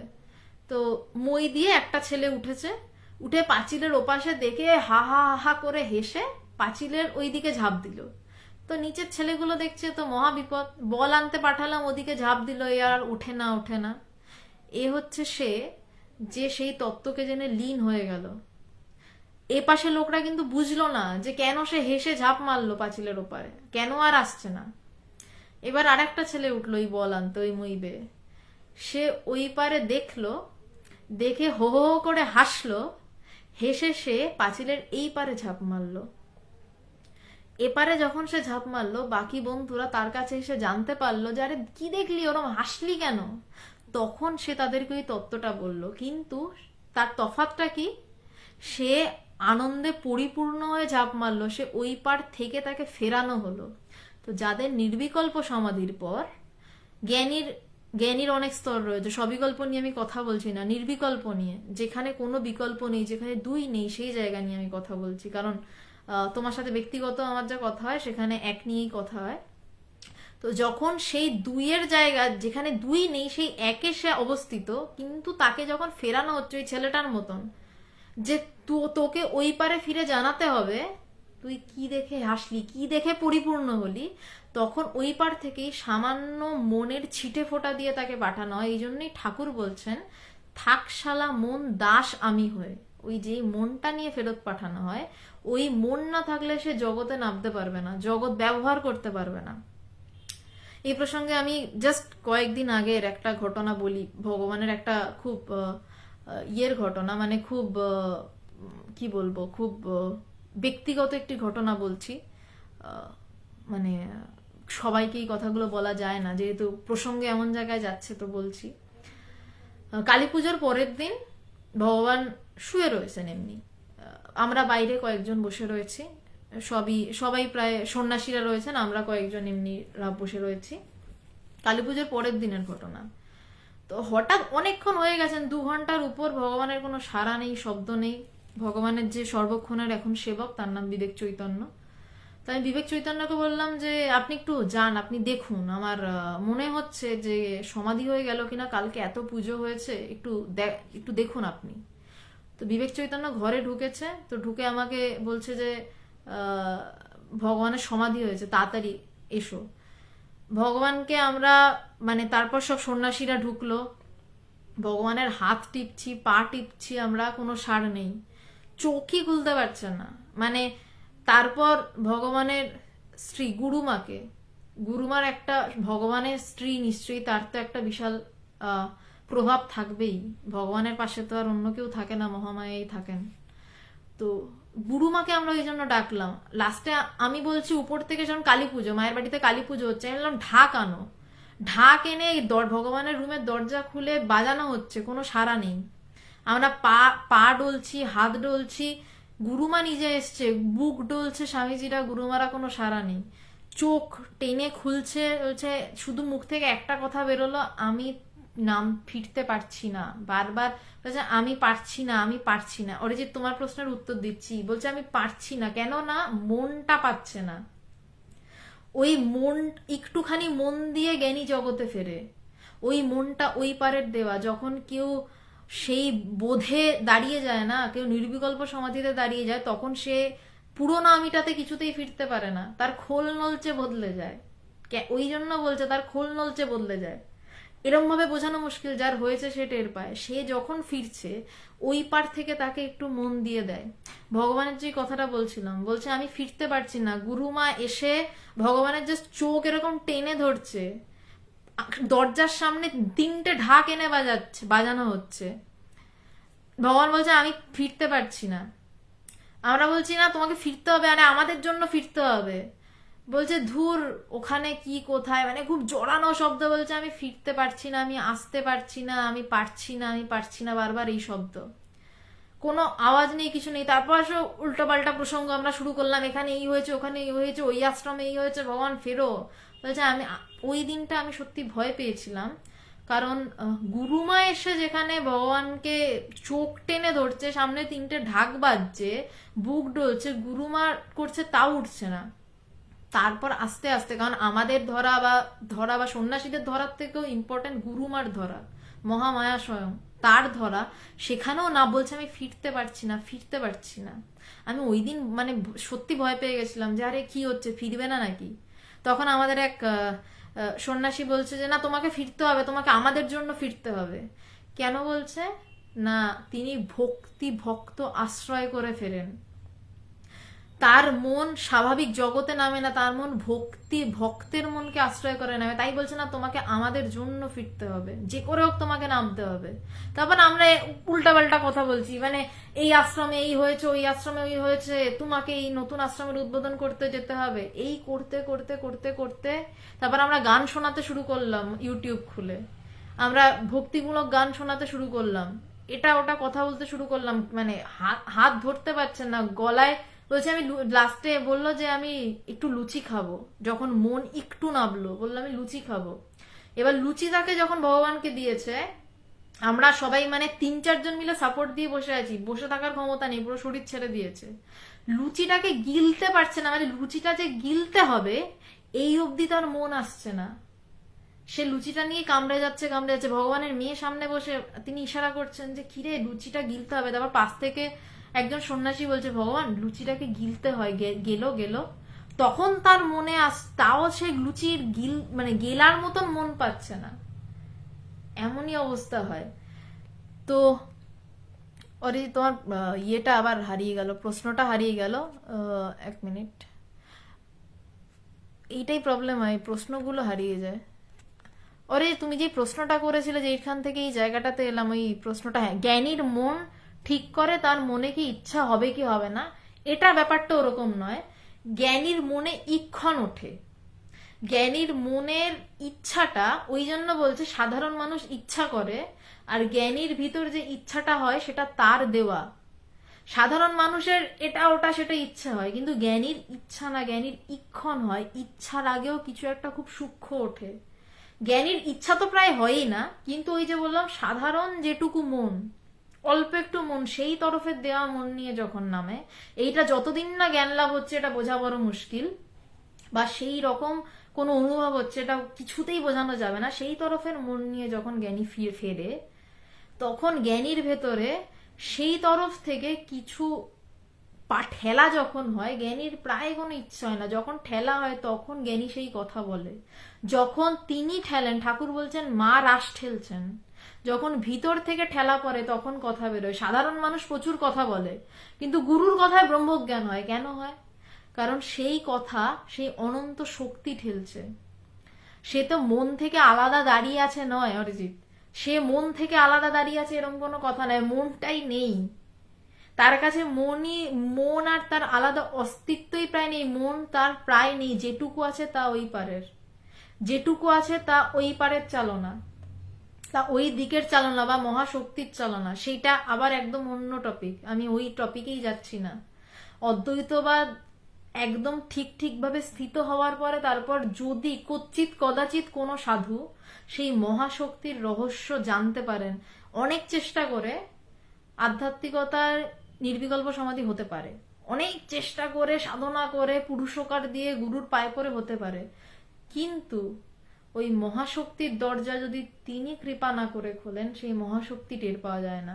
সে মহাশক্তির অনুসারে কাজ করে, কিন্তু মহাশক্তির রহস্য টের পাওয়া যায় না। আর মন থেকে আলাদা দাঁড়িয়ে আছে, একদমই এই কথাটা নয় অরিজিৎ, মন থেকে আলাদা দাঁড়িয়ে থাকা যায় না, মন নেই। যেটুকু মন, ওই আমার মানে এক ড্রপ, তোমার ভিতরে যদি এক বালতি জলের মতন মন থাকে, ওখানে এক ড্রপেরও আধা কিছুটা, যেটুকু সামান্য দিয়ে এই জগতে কোনো মতে কাজ চালানো যায়।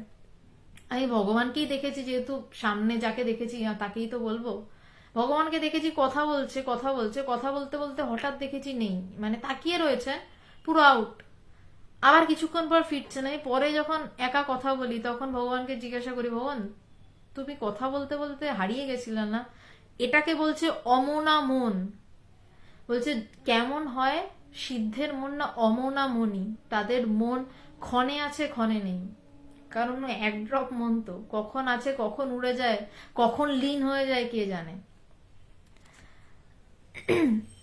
আচ্ছা, আশা করি অরিজিৎ তোমার প্রশ্নের উত্তর আপাতত বুদ্ধি দিয়ে পেয়েছ। প্রার্থনা করি তোমার তাড়াতাড়ি ব্রহ্মজ্ঞান হোক তোমার গুরু কৃপায়, তাহলে এই প্রশ্ন আর থাকবে না, আর বোঝা যাবে বাকিটা। তো স্বামীজি বলছেন যে জিনিসটা পরে থাকে না সে জিনিসটা যে মিথ্যা তা তো বুঝতে পেরেছিস, যে যথার্থ ব্রহ্মজ্ঞ হয়েছে সে বলবে অজ্ঞান আবার কোথায়, সে বলবে অজ্ঞান আবার কোথায়।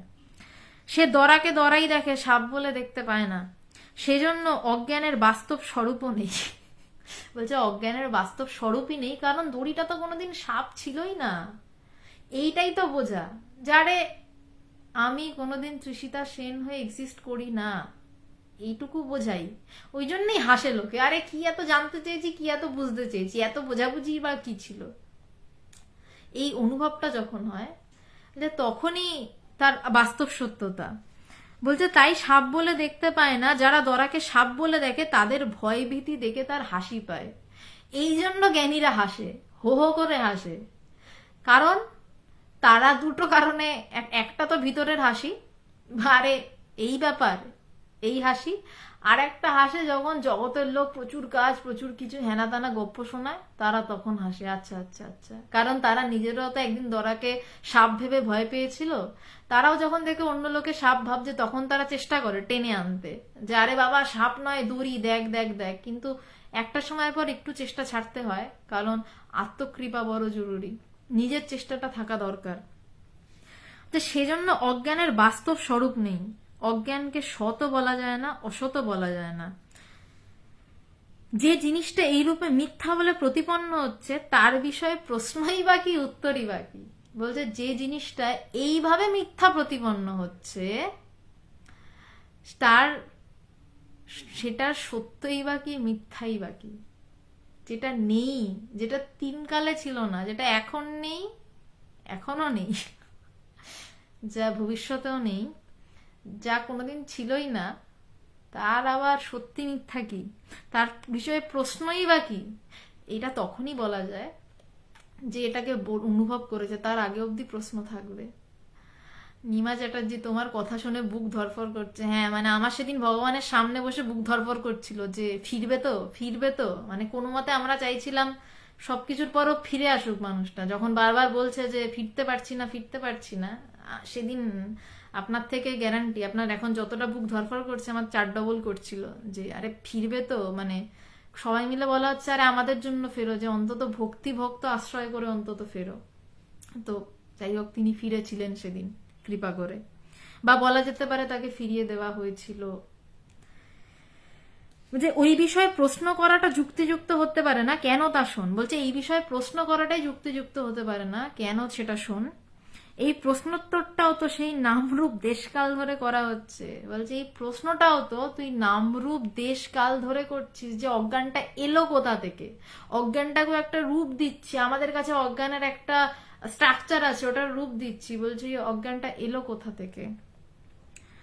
যে ব্রহ্মবস্তু নামরূপ দেশকালের অতীত, তাকে প্রশ্নোত্তর দিয়ে কি বোঝানো যায়। বলছে যে ব্রহ্মবস্তু সমস্ত কিছুর অতীত, সব কিছুর পারে, যেখানে মন যেতে গিয়ে ব্যাক করে, যেখানে বাক্য যেতে গিয়ে বোঝাতে না পেরে ফিরে আসে, যে ব্রহ্মজ্ঞানী তার কাছেও সে আশপাশ বলতে পারে কিন্তু ঠিক সেটাই কি কিছুতেই যে বোঝাতে পারে না, সেখানে বাক্য ব্যাক করে, যেখানে অনুভূতি যেতে গিয়ে ব্যাক করে, ফিরে আসে, ফেরত আসে। বলছে যে নাম রূপ দেশকাল সব অতীত, তাকে প্রশ্নোত্তর দিয়ে কি বোঝানো যায়। এই জন্য শাস্ত্র মন্ত্র ব্যবহারিকভাবে সত্য, পারমার্থিক রূপে সত্য নয়। বলছে এই জন্য শাস্ত্র মন্ত্র প্রভৃতি ব্যবহারিকভাবে সত্য। যে শাস্ত্র পড়ছিস, মন্ত্র পড়ছিস, এই ব্যবহারিক মানে এই যে পড়ছি শুনছি এইভাবে সত্য, কিন্তু পারমার্থিক রূপে সত্য নয়। অজ্ঞানের স্বরূপই নাই, তা আবার কি বুঝবি। বলছে অজ্ঞানের তো স্বরূপটাই নেই, সেটা আবার বুঝবি কি, যেটা নেই সেটা নিয়ে আবার প্রশ্ন কি। যখন ব্রহ্মের প্রকাশ হবে তখন আর ওইরূপ প্রশ্ন করবার অবসরই থাকবে না। আসল কথা, এত কথা শেষে আসল কথা বলছে যে যখন ব্রহ্মের প্রকাশ হবে তখন আর ওইরূপ প্রশ্ন করার অবসরই থাকবে না। যে যখন নিজের ভিতর সেই ব্রহ্মকে বুঝবি তখন আর এই প্রশ্ন করার ইচ্ছাই থাকবে না। ঠাকুরের সেই মুচি মুটের গল্প শুনেছিস না, ঠিক তাই। অজ্ঞানকে যেই চেনা যায় অমনি সে পালিয়ে যায়। বলছে অজ্ঞানকে যেই চেনা যায় সেই পালিয়ে যায়, তখনই তার প্রকাশ। অজ্ঞানকে চিনলেই জ্ঞানের প্রকাশ। আজকে এই অবধি থাকলো, পরের দিন আবার আলোচনা করব। এবার প্রশ্ন যদি কিছু থাকে। আচ্ছা, অতীশ ভট্টাচার্য, তার মানে আমার ব্রহ্ম জ্ঞান আছে, এই প্রশ্নটি আগে করেছিলাম। আচ্ছা, অজ্ঞান বা ব্রহ্মজ্ঞান আপনার বানানটা ঠিক নেই, একটু দেখে নেবেন অতীশ বাবু। সরি, কিছু মনে করবেন না, বানান বিষয় নয়, চোখে লাগলো তাই বললাম। এই প্রশ্নটি আগে করেছিলাম, সবই ব্রহ্ম হলে কোনো কিছু অজ্ঞান হবে কেন। সবই ব্রহ্ম হলে জগৎ আমার জাগতিক পরিচয়, সবই ব্রহ্মের সমান সত্যি, কিন্তু জ্ঞান আর বোধ আলাদা। না, জ্ঞান আর বোধ আলাদা নয়, কিছুই আলাদা নয়। অজ্ঞানটাও বলে কিছু নেই, ব্রহ্মজ্ঞান আপনার আছে এইটা বোঝাটাই ব্রহ্মজ্ঞান। আপনার যে ব্রহ্মজ্ঞান আছে এইটা যে আলাদা করে বলার কিছু নেই, এইটা বোঝার নামই ব্রহ্মজ্ঞান। সবই ব্রহ্ম হলে কোনো কিছু অজ্ঞান হবে কেন, এই প্রশ্নটা যেদিন আপনার থাকবে না, ভিতর থেকে উড়ে যাবে, সর্বসংশয় নাশ হবে, তখনই বুঝবেন আপনি হয়েছেন। আর আপনার এই প্রথম যে লাইনটা, তার মানে আমার ব্রহ্মজ্ঞান আছে, ব্রহ্মজ্ঞান আলাদা কিছু নয়, যেটা আপনার থাকতে হবে। আপনি আলাদা আর ব্রহ্মজ্ঞান আলাদা, মানে আমি আছি, আমার মোবাইলটা ধরুন ব্রহ্মজ্ঞান, আমার কাছে আমার মোবাইল আছে, এরম ব্যাপারটা নয়। আপনার প্রথম লাইনটাই আপনার উত্তর। অতীশ বাবু, অতীশ আবার প্রশ্নগুলো হারিয়ে যাচ্ছে, এটা একটা প্রবলেম হয়। যাই হোক, অতীশ বাবু উনি প্রশ্নটি করেছিলেন। আপনার কাছে ব্রহ্মজ্ঞান আছে এমনটা নয়, আপনি যেদিনকে বুঝবেন আপনি আর ব্রহ্ম আলাদা কিছুই নয়, আপনি সেদিনই আপনার এই সব প্রশ্ন যাবে। আচ্ছা, অভিরূপ চ্যাটার্জি, আচ্ছা অলিভ কুমার, আমি জানি না আপনি এখনো শুনছেন কিনা, আপনি একদম প্রথম দিকে বলছিলেন একটা প্রশ্ন করতে চান, অবশ্যই এখন করুন। অভিরূপ চ্যাটার্জি, দিদি একটা কোশ্চেন করতে পারি? আমি কিন্তু নাস্তিক, এসব বিশ্বাস করি না। স্বামীজি মূর্তি পূজা করতেন, কালী, দুর্গা, শিব এক্সেট্রা, তাহলে কি আক্ষিক ভগবান আছেন? পরম ব্রহ্ম কি, ব্রহ্ম জ্ঞান কি, কিভাবে ধ্যান করা যায়? আচ্ছা বেশ, অনেকগুলো প্রশ্ন করেছো, অভিরূপ আপনি নাস্তিক, তাই খুব আনন্দ পেলাম শুনে, কারণ নাস্তিক হলে মনের মধ্যে প্রচুর জটলা পেকে থাকে, তো প্রচুর জ্ঞানী গুণী হয়ে যায়। নাস্তিক মানে অ্যাটলিস্ট মন পরিষ্কার, ভুলভাল চিন্তায় মন ভরে নেই। থ্যাংক ইউ, আপনি নাস্তিক, আমার কথা বলতে সুবিধা হবে। স্বামীজি পুজো করতেন, কালী, দুর্গা, এখনো অনেক পুজো করেন। কেন করতেন? তার কারণ হচ্ছে সবাইকে চট করে ব্রহ্ম বোঝানো শক্ত, সবাই এই ব্রহ্মবিদ্যা শোনার অধিকারীও নয়। চট করে যদি আমি বলি নিজের মধ্যে আপনি অভিরূপ, আপনি ঈশ্বর, আপনার মধ্যে আপনি নিজেই ভগবান, আপনি নিজের মধ্যে ভগবানকে খুঁজুন এবং তাকে অনুভব করুন, আপনি পারবেন না। তাই জন্য একটা প্রতীক দেওয়া, সামনে একটা জাস্ট প্রতীক খাড়া করা, সেটা যদি ইচ্ছা হয়। হ্যাঁ, এবার দেখুন কালী, কৃষ্ণ, এদের উপর হাজার হাজার বছরের অনেক সাধুর মন আছে, তো তাদের সাধনা আছে, তপস্যা আছে, তাই জন্য তাদেরকে নিয়ে যদি সাধনা করেন তাহলে চট করে ভিতরে, মানে আফটার অল কি হয় জানেন তো, আপনি কালী মূর্তির সামনে, কৃষ্ণ মূর্তির সামনে চোখ বুজেই তো বসেন, চোখ খুলে কালী মূর্তি, কৃষ্ণ মূর্তি খুঁজতে খুঁজতে দেখবেন একটা সময় আপনার চোখ বুজে এলো। তারপর একটা সময় দেখবেন বাইরে আর মূর্তিটাকে দেখতে পাচ্ছেন না, ভিতরে দেখতে পাচ্ছেন। একটা সময় দেখবেন ভিতরেও আর মূর্তি খুঁজে পাচ্ছেন না, ফাঁকা। তারপর দেখবেন নিজেকেই খুঁজে পাচ্ছেন। বাইরে থেকে ভিতরে আসা এটা একটা পদ্ধতি। মানুষ মূর্তি পুজোয় আটকে গেছে, কিন্তু ওটা ছিল শুরু। মূর্তি পুজো করতে করতে সে ভিতরে ঢুকবে। বৈদিক যুগ থেকে এই জন্যই মূর্তি পুজো করা হয়েছে। আমি নিজেকে, যারা ভীষণ কট্টর, মানে যারা একদম মানে ভীষণ রকমের তাদের আত্মকৃপা রয়েছে, মানে যারা নিজে পাগলের মতন ব্রহ্মকে জানতে চায়, তারা যখন বলে যে হ্যাঁ আমি ব্রহ্ম, আমাকে নিজেকে অনুভব করতে হবে, সে পারে। কিন্তু সবাই তো পারে না, তাই জন্যই মূর্তি পুজো। একাধিক ভগবান আছেন না? একাধিক ভগবান নেই। এই ভগবান বিভিন্ন কালী, দুর্গা, শিব, কৃষ্ণ যা দেখছি সব সত্য, কিন্তু পরম সত্য বলে একটা রয়েছে, সবকিছু ছাড়িয়ে কৃষ্ণ সামনে এসে বাঁশি বাজাতে পারে।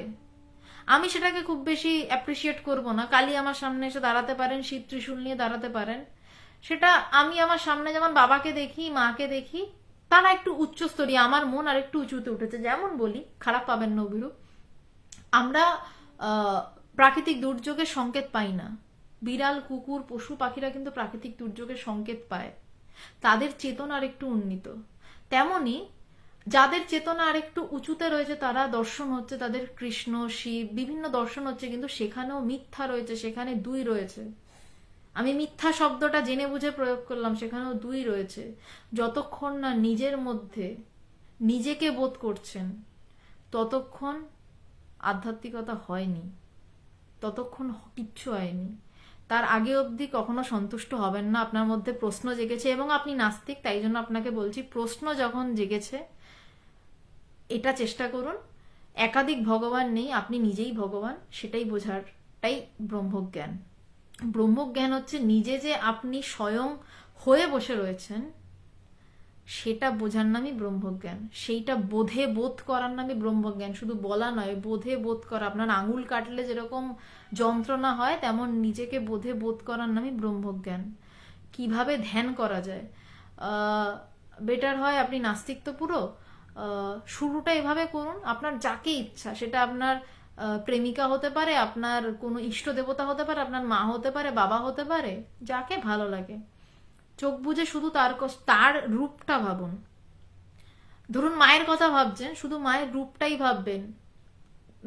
মাকে এই শাড়িটা পরে সুন্দর লেগেছিল, মায়ের সাথে মা কালকে আমাকে এইটা খাবারটা বানিয়ে দিয়েছিল, পরশু মায়ের সাথে ঘুরতে গেছিলাম, এমন নয়। আমার মা এরকম দেখতে, আমি উদাহরণ দিচ্ছি, শুধু রূপটাই ভাবুন। কারণ যখনই আপনি ভাববেন মা এই শাড়িটা পরেছিল, তারপর আসবে শাড়িটা অ্যামাজন থেকে কেনা হয়েছিল, তারপর আসবে অ্যামাজনে আপনি আরো কি কিনেছিলেন, মন ছড়িয়ে যায়। ধ্যান মানে এক চিন্তা, এক চিন্তার নামই ধ্যান। আপনি আপনার যা ভালো লাগে, প্রাথমিক ধ্যান শুরু করতে চান, আপনি শুধু চোখ বুজে, এবং হ্যাঁ একটা জিনিস, প্রথমেই যখন ধ্যান শুরু হয় মন এইখানে কনসেন্ট্রেট হয়, চেষ্টা করবেন হৃদয়ে কনসেন্ট্রেট করার। মনটা মায়ের যে রূপটা, আপনি যেই রূপ ভাববেন, তিনি হৃদয়ে সেই মনটাকে, সেই রূপটাকে ধরার চেষ্টা করুন এবং ওই রূপটাকে ভাবার চেষ্টা করুন খুব ভালোভাবে। আর যদি সম্ভব হয় কোনো ভালো গুরুর সন্ধান করুন। তবে নাস্তিক তো আপনি নাস্তিক বলে আরো বেশি সুবিধা, গুরু যদি না এখন চান ঠিক আছে আপনি ধ্যানই করুন, কিন্তু হৃদয় এই এই জায়গায় চেষ্টা করবেন। দেখবেন ধ্যান করতে বসলে বুঝবেন যে মাথাতে একটা স্বাভাবিক প্রবণতা অনুসারে ওখানে ইচ্ছা করছে করতে, কিন্তু না, জোর করে সেই মূর্তিটাকে ওই মূর্তি থেকে ছড়াবেন না, কিন্তু সেই মূর্তি থেকে বিভিন্ন গল্পে যাবেন না, ওই মূর্তিতেই স্থিত থাকবেন। এটা ধ্যান, এইভাবে ধ্যান করা যায়। আশা করি অভিরূপ উত্তর দিতে পেরেছি। আরো যদি প্রশ্ন থাকে করতে পারেন। জিৎ ভট্টাচার্য, খুব ভালো লাগছে ডিসকাশন, থ্যাংক ইউ, জয়গুরু। শাশ্বতী দেব, ধন্যবাদ। বিজয় বাবু, ধন্যবাদ। শ্যামাশ্রী কাকিমা, তাহলে আলটিমেটলি সবই কি শূন্য? তাহলে জগতের প্রয়োজন কি? জগতের প্রয়োজন নেই। জগতের প্রয়োজন তোমার জন্য। তুমি যতক্ষণ প্রয়োজন জগতের বোধ করছো তখনই প্রয়োজন। তুমি যখন ঘুমিয়ে পড়ো তখন তোমার কাছে জগতের কি প্রয়োজন থাকে কাকিমা? আলটিমেটলি সবই শূন্যও নয়, সবই পূর্ণ। তুমি যদি শূন্যটাকে উল্টে নাও, সবই পূর্ণ। সবই পূর্ণ। পূর্ণ থেকে পূর্ণ বাদ দিলে পূর্ণ থাকে, পূর্ণর সাথে পূর্ণ যোগ করলে পূর্ণই থাকে, পূর্ণ থেকে পূর্ণ বিয়োগ করলেও পূর্ণ থাকে। সবই পূর্ণ। জগতের প্রয়োজন তোমার, তাই জগৎ তোমার সামনে ধরা দেয়, এটুকুই। অমিত কর্মকার, ব্রহ্মজ্ঞান কিভাবে হবে? গুরুর পা ধরে বসে থাকুন, গুরুর পাদপদ্মে বসে থাকুন, গুরু যা বলবেন করতে থাকুন, এবং তার সাথে নিজের মধ্যেই চেষ্টা দৃঢ় করুন, আমাকে ব্রহ্মজ্ঞান লাভ করতেই হবে, না করা অবধি ছাড়বো না, আমি নিজেকে ছাড়বো না, গুরুর পা ছাড়বো না, নয় গুরুকে ভিতর থেকে ছাড়বো না তো বটেই, আমি নিজেকে ছাড়বো না যতক্ষণ না আমার ব্রহ্মজ্ঞান হবে, তাহলে ব্রহ্মজ্ঞান হবে। আর সবার আগে গুরুর পা ধরে বলুন আমার ব্রহ্মজ্ঞান কিভাবে হবে। সদ্গুরু, যিনি ব্রহ্মকে বিশেষভাবে জেনেছেন। অতীশ ভট্টাচার্য, বই পড়লে জ্ঞান হয়, কিন্তু বোধ কোনো বই পড়ে বা অন্যের উপলব্ধি করা ধ্যান ধার করে কি হয় না? একদম হয় না। বই পড়লে জ্ঞান হয় না, বই পড়লে পাণ্ডিত্য হয়, বই পড়লে জ্ঞান হয় না। জ্ঞান গুরুর কৃপায় হয়, আর বোধও গুরুর কৃপায় হয়। বই পড়ে অন্যের উপলব্ধি করা ধারটার করে হয় না, জ্ঞান শব্দটাই ভুল বলছেন, পাণ্ডিত্য ধার করে হয়। বই পড়ে পাণ্ডিত্য হয়, জ্ঞান গুরুর পায়ে পড়ে হয়। গুরুর পায়ে পড়ে একমাত্র জ্ঞান হয়, বই পড়ে জ্ঞান হয় না। বই পড়ে পাণ্ডিত্য হয়, প্রচুর পাণ্ডিত্য হয়, এবং বোঝা হয়, বুদ্ধিতে উপরে অনেক বোঝা চাপে। তুহিন ভট্টাচার্য, নাস্তিকতা নিরাকার বোধ একই ধারণা? না, একদম এক ধারণা নয়। নাস্তিকতা নিরাকার